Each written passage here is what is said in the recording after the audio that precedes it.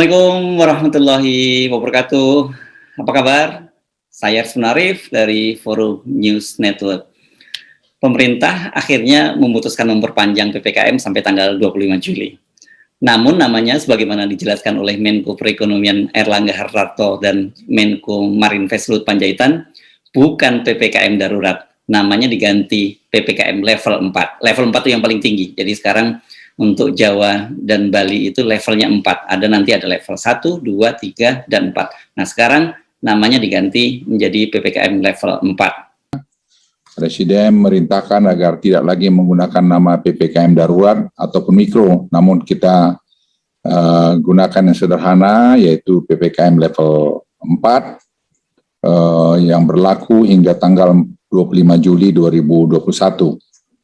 Aturan PPKM level 4 ini sudah dituangkan dalam instruksi Mendagri 22 tahun 2021. Jadi nanti ada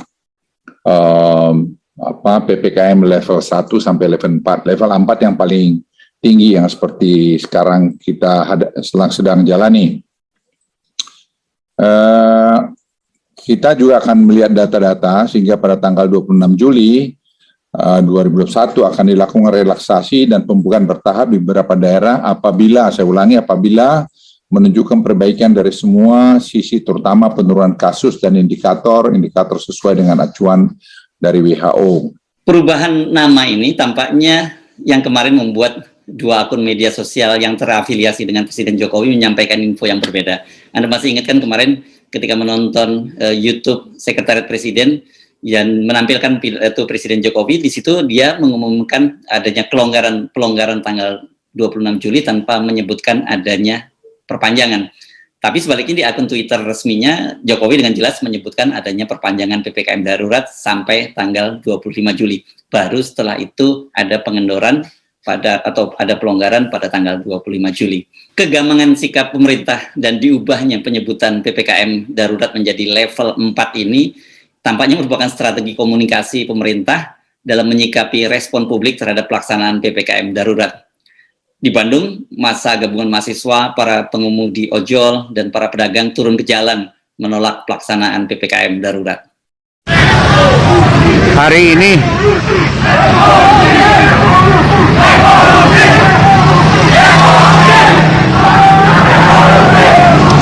Hari ini di Jalan Wastu Kendana menuju Pendopo.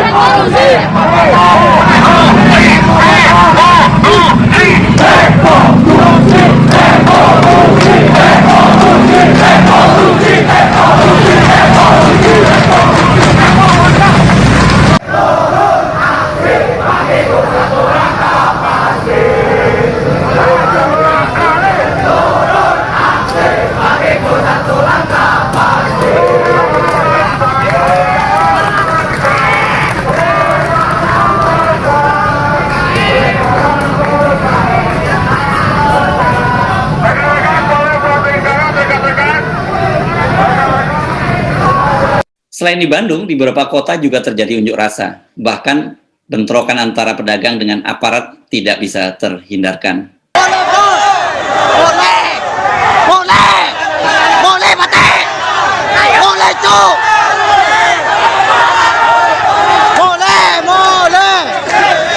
Pelaksanaan PPKM darurat ini memang berdampak cukup serius di lapangan. Selain munculnya aksi kekerasan dari aparat, para pengusaha dan pedagang juga mengeluhkan sepinya pelanggan dan pembeli. Di Garut, Jawa Barat, para pengusaha hotel itu mengibarkan bendera putih di hotel mereka masing-masing. Bendera putih ini sebagai simbol bahwa bisnis mereka ini terancam gulung tikar. Mereka tidak bisa membayar karyawan karena tak ada tamu yang datang. Sementara di Rangkas, ini lebih ngenes lagi karena pedagang kaki lima juga mengambil langkah serupa. Mereka mengibarkan bendera putih karena dagangannya sepi dari para pembeli. Nah, bersama dengan itu, di media sosial itu kemarin bergema tagar jangan tunggu 2024. Tagar tersebut bahkan sempat menjadi trending topik. Kalau dilihat dari sisi bahasanya, tagar jangan tunggu 2024 ini menunjukkan ketidaksabaran publik terhadap pemerintahan Jokowi. Jadi ini semacam komando buat mereka atau aba-aba untuk menurunkan Jokowi sebelum tahun 2024. Jadi tagar ini lebih progresif, bahkan mungkin lebih revolusioner dibandingkan tagar sebelumnya. Sebelumnya juga trending tagar mendesak agar Presiden Jokowi mundur karena gagal menangani pandemi. Eskalasi ketegangan politik di level bawah inilah yang tampaknya menjelaskan mengapa kemudian pemerintah memilih penyebutan PPKM level 4 ketimbang PPKM darurat yang mendapat penolakan. Kosakata level 4 ini kan diharapkan bisa lebih diterima lah, gitu, lebih friendly di telinga dibanding PPKM darurat. Kendati begitu, secara bersamaan pemerintah masih tetap mengkomunikasikan kepada publik betapa masih tingginya bahaya penurunan COVID-19 yang kini bahkan telah bermutasi menjadi varian Delta. Untuk melonggarkan PPKM, ini pemerintah sebelumnya rupanya sudah menyiapkan justifikasinya, semacam langkah pembenaran. Caranya dengan menurunkan jumlah penularan COVID dengan cara mengurangi jumlah spesimen tes PCR. Media mencatat dalam 3 hari terakhir ini jumlah testing COVID-19 mengalami penurunan tuh sampai 68,73%. Pada tanggal 15 Juli misalnya, warga yang menjalani testing itu sebanyak 185.321 orang. Dan tanggal 17 Juli naik lagi menjadi 188.551 orang.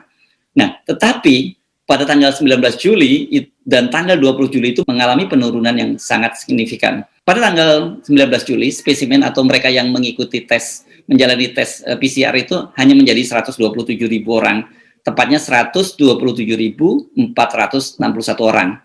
Nah, pada tanggal 20 Juli turun lagi hanya 114.000 orang. Tentu saja dengan semakin menurunnya jumlah yang ditesting, otomatis angka yang tertular juga turun. Namun betapa bahayanya situasi penurunan COVID itu tidak bisa ditutup-tutupi, karena itu bisa terlihat dari rasio penularan, atau istilah medisnya disebut sebagai positivity rate. Pada rentang 15 sampai 17 Juli, rata-rata positivity rate-nya itu 29,43%. Ini padahal jumlah sampelnya lebih tinggi. Sementara periode 18 sampai 20 Juli dengan sampel spesimen yang lebih rendah, justru positivity-nya rate-nya itu naik menjadi 30,89%. Nah, begitu juga dengan angka kematian juga terus meningkat. Kalau angka penularan itu kan bisa disembunyikan, tetapi kalau angka kematian, kalau mayat kan nggak bisa disembunyikan. Itu fakta-faktanya bisa kita lihat di mana Pemprov DKI menyiapkan kuburan yang lebih banyak lagi, dan kita bisa melihat beberapa waktu yang lalu video-video para petugas penggali kubur, petugas pemakaman yang kewalahan, dan banyak sekali jenazah yang pemakamannya harus tertunda karena keterbatasan tenaga dan juga keterbatasan tempat kuburan. Naiknya angka kematian itu sebenarnya sudah terdeteksi sejak tanggal 9 Juli lalu. Angka kematian karena COVID tembus 1.000 orang per hari. Kemudian pada tanggal 20 Juli lalu, angka kematian karena COVID di Indonesia itu berdasarkan situs Worldometer itu tertinggi di dunia, yakni 1.338 orang dalam satu hari. Ini angkanya mengalahkan kematian di Rusia yang mencapai 719 orang dan Brasil 615 orang. Kalau data-data itu yang jadi pegangan, maka sesungguhnya situasi negara kita tidak sedang baik-baik saja. Angka penularan COVID dan kematian karena COVID itu kian meninggi, bukan menurun seperti yang coba dikomunikasikan oleh pemerintah kepada publik. Masalahnya sekarang ini kan pemerintah menghadapi 2 front pertempuran. Front pertama itu COVID-19 yang tidak kasat mata. Dan front kedua itu perlawanan rakyat yang kelaparan, dan ini kasat mata. Seperti yang kita sebut tadi, di unjuk rasa di Bandung, unjuk rasa di berbagai kota, juga perlawanan para pedagang terhadap aparat yang menegakkan ketertiban di tengah masyarakat. Nah, pemerintah itu tampaknya menempatkan perlawanan rakyat ini sebagai skala prioritas yang tensinya itu harus segera diturunkan, karena ini jelas langsung berkaitan dengan kelangsungan rezim. Nah, bersamaan itu tampaknya pemerintah berharap angka-angka penularan COVID itu akan menurun. Ini memang sebuah perjudian besar pemerintahan Jokowi. Seperti menghadapi buah si malakama. Bila PPKM tidak diperketat, hampir dapat dipastikan angka COVID akan menggila. Fasilitas kesehatan dan tenaga kesehatan bakal kolaps. Sementara bila dilanjutkan PPKM darurat, perlawanan rakyat sudah tampak di depan mata. Embrio perlawanan terhadap pemerintah itu sudah di depan mata tadi. Demo atau unjuk rasa besar-besaran, dan kemudian seruan tagar jangan menunggu sampai tahun 2024 yang sudah bergema di media sosial. Ini jangan dianggap remeh ya, media sosial ini, karena ini sebenarnya juga cermin dari mood publik terhadap pemerintahan. Kita bisa mengukur mood publik terhadap pemerintahan itu melalui media sosial. Ini memang bukan pilihan yang mudah bagi Jokowi. Karena itu kita tidak heran kalau kemarin dalam beberapa hari kita melihat Presiden Jokowi seperti orang yang bingung. Ekspresi wajahnya sangat kelelahan, kemudian tekanan psikologisnya juga sangat berat karena terlihat dari kantong matanya yang semakin membesar. Sekali lagi ini bukan pilihan yang mudah. Dimakan mati bapak, bila tidak dimakan mati ibu. Inilah saat-saat menentukan apakah sejarah dan nasib baik akan berpihak pada rezim pemerintahan Jokowi. Saya Arif, sampai jumpa. Assalamualaikum warahmatullahi wabarakatuh.